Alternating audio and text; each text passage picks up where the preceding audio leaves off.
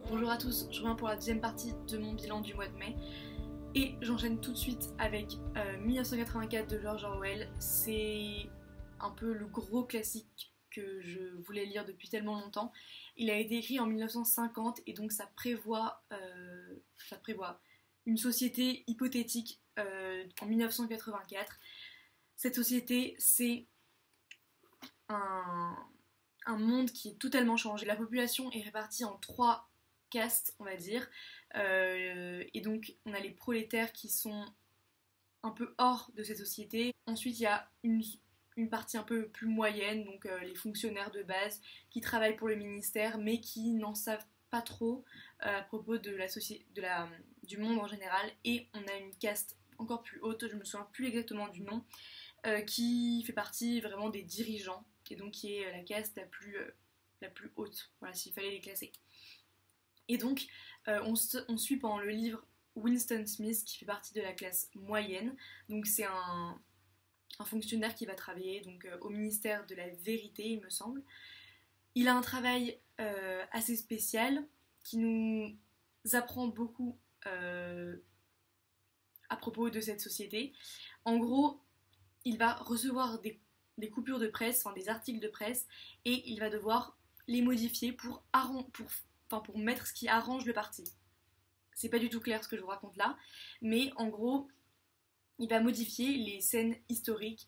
Si une photo qui a été publiée 2 ans auparavant, on a envie de supprimer un personnage, c'est lui qui va le faire. Si on a envie de modifier des noms, des dates pour arranger et pour glorifier un petit peu l'image des dirigeants, c'est lui qui s'occupe de ça. Donc on voit tout de suite que c'est un parti qui est très loin d'être idéal, et je pèse vraiment mes mots.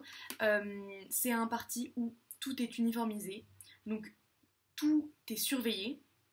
C'est-à-dire que chez vous, dans la rue, jusque dans votre salle de bain, jusque dans votre chambre, il y a des caméras et on ne sait pas vraiment s'il y a quelqu'un qui regarde ces caméras ou pas. Mais voilà, tout est enregistré, à la fois écouté et vu. Donc c'est assez oppressant et ça met déjà une ambiance qui est très lourde et très étrange.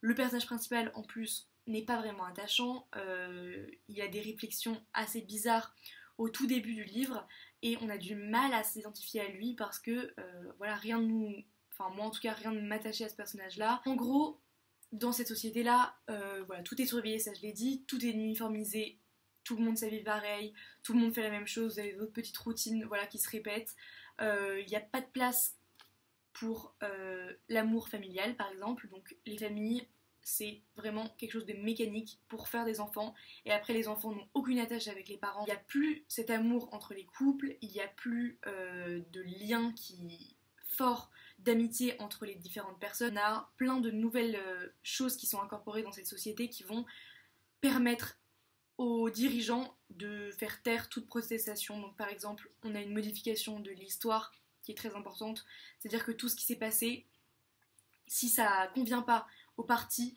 si ça va à l'encontre des idées du parti, c'est effacé de l'histoire. Et comme les livres ont été complètement supprimés et on a juste gardé les livres que les dirigeants voulaient garder, il y a tout le savoir et toute la connaissance qui est détenue par les dirigeants et le peuple est complètement ignorant, ne sait rien de l'histoire, ne sait rien de ce qui s'est passé avant ce parti-là. Donc bref, il contrôle complètement la conscience, enfin la connaissance et la conscience générale, et ils vont même jusqu'à créer. Là, c'est une société qui fait extrêmement peur.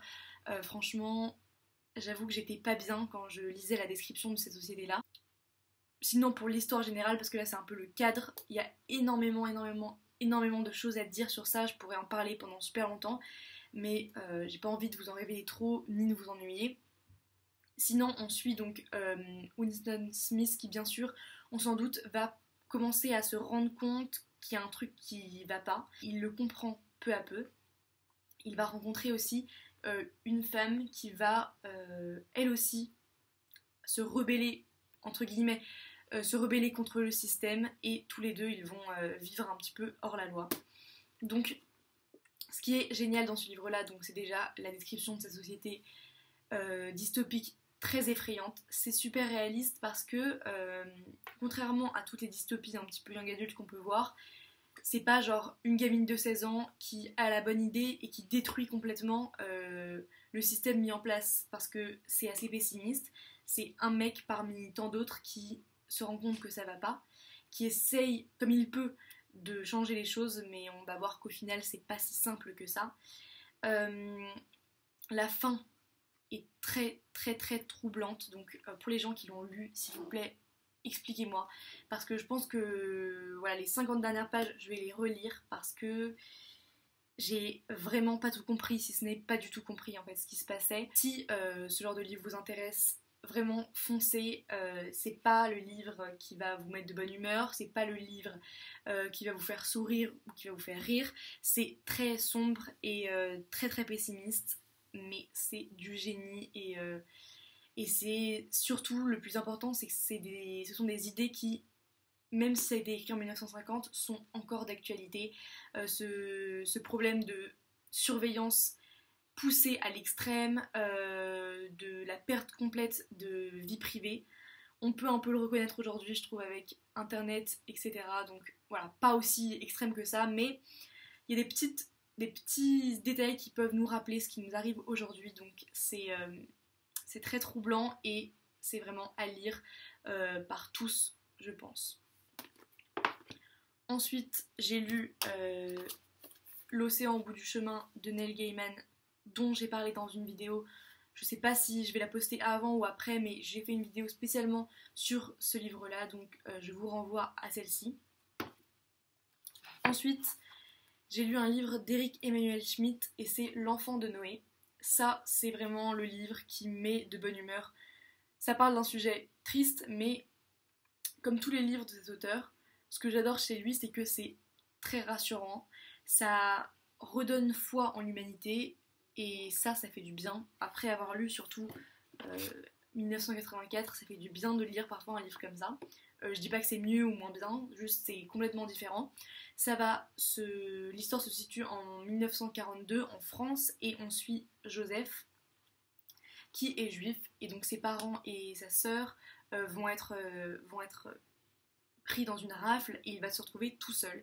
Et donc il va être pris en charge par le père Ponce qui s'occupe d'enfants orphelins et parmi ces enfants il y a beaucoup d'enfants juifs qui se cachent des nazis. Donc dans ce livre-là, comme souvent dans les livres d'Éric Emmanuel Schmitt, il va se lier une relation très spéciale et magnifique entre le petit garçon et le père. Ça présente des personnages qui se battent pour défendre les plus faibles. C'est notamment le personnage du père, c'est quelqu'un qui va mettre en danger sa vie, sa réputation, sa position, tout ce qu'il a pour protéger des enfants. Et c'est magnifique de voir la relation qu'il tisse avec Joseph. Il va lui apprendre plein de choses. Il va discuter de sujets assez importants avec cet enfant-là. Et c'est surtout l'histoire d'un personnage qui est hyper ouvert d'esprit, généreux, et franchement c'était génial de lire ce livre-là. Je le conseille vraiment, comme à peu près tous les livres de cet auteur-là. Ça fait partie du cycle de l'invisible et il me reste plus qu'un livre à lire de ce cycle-là. Et voilà, c'était vraiment des lectures géniales, dont celle-ci, que je vous conseille. Et enfin, j'ai lu Ne le dis à personne de Harlan Coben en lecture commune avec Arthur. C'est donc l'histoire d'un homme qui a perdu sa femme il y a 8 ans. Et presque sous ses yeux, il s'est fait agresser et sa femme a été kidnappée puis tuée par un serial killer. Et donc, 8 ans plus tard, il va ouvrir un mail anonyme et il y a une vidéo et c'est sa femme filmée en temps réel dans une foule.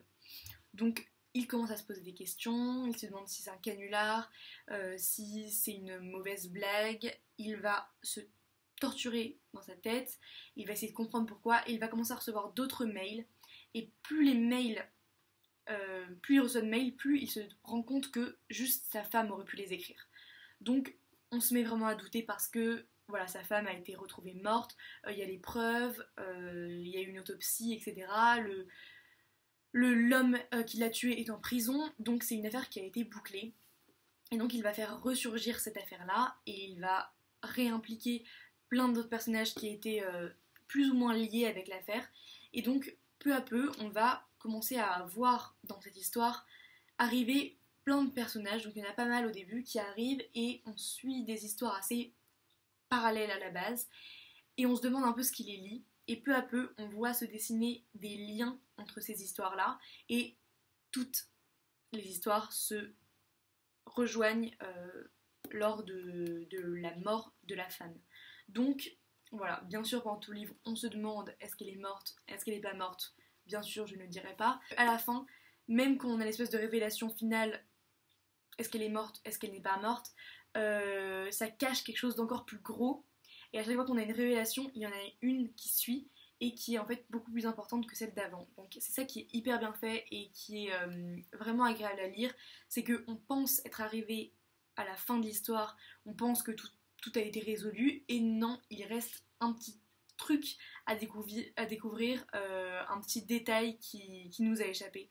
Et donc je trouve que l'auteur a vraiment du talent pour ce genre d'histoire parce que, enfin, je juge qu'avec un seul livre, mais en tout cas ça m'a vraiment donné envie de lire d'autres livres de cet auteur parce que voilà, on sent qu'il maîtrise son sujet, on sent qu'il maîtrise la structure vraiment du roman qui est hyper bien organisée. Une très bonne lecture, très agréable à lire, qui se lisait très facilement. C'est pas un thriller, ça fait pas du tout peur, mais voilà, il y a quand même du suspense, on a envie de savoir ce qui se passe, quand les mails arrivent, on a envie de tourner les pages. Donc voilà, si vous n'avez pas envie de trop vous prendre la tête, de passer un bon moment, je le recommande également. Voilà, donc c'est tout pour mes lectures du mois de mai. J'espère que ça vous aura plu. Je vous fais plein de bisous et je vous retrouve dans une prochaine vidéo. Salut!